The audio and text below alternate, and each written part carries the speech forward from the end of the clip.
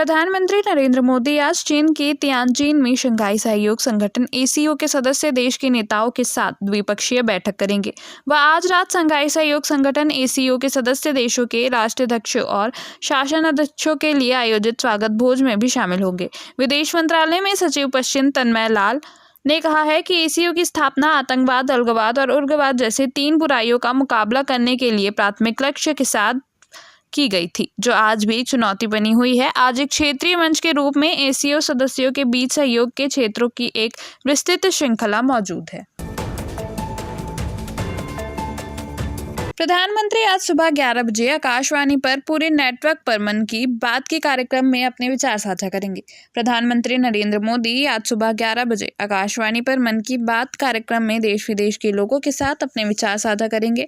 यह इस मासिक रेडियो कार्यक्रम का 125वां एपिसोड होगा। यह कार्यक्रम पूरे आकाशवाणी और दूरदर्शन नेटवर्क, आकाशवाणी समाचार वेबसाइट और news on air mobile app पर प्रसारित किया जाएगा।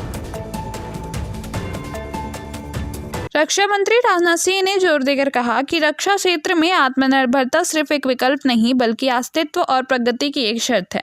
उन्होंने कहा कि सरकार का मानना है कि आत्मनिर्भर भारत अपनी सामरिक शक्ति की रक्षा कर सकता है। मंत्री ने कल नई दिल्ली में एक रक्षा सम्मेलन में बोलते हुए यह बात कही। ऑपरेशन सिंदूर की सफलता पर प्रकाश डालते हुए सिंह ने कहा कि यह ऑपरेशन देश की बढ़ती स्वदेशी रक्षा क्षमताओं का एक शानदार उदाहरण है।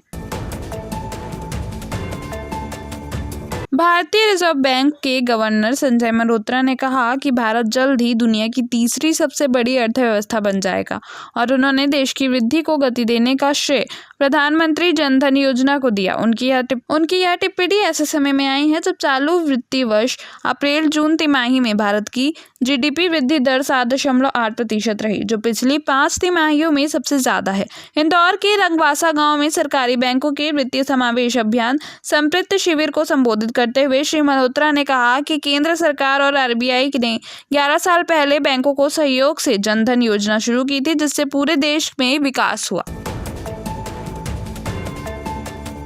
इसी के साथ खेल जगत की बात करें तो भारत ने काजाख्स्तान के शामकेट में 16वीं एशियाई निशानेबाजी चैंपियनशिप में इतिहास रचा। चैंपियनशिप के इतिहास में पहली बार 50 स्वर्ण पदक हासिल कर पदक तालिका में शीर्ष पर।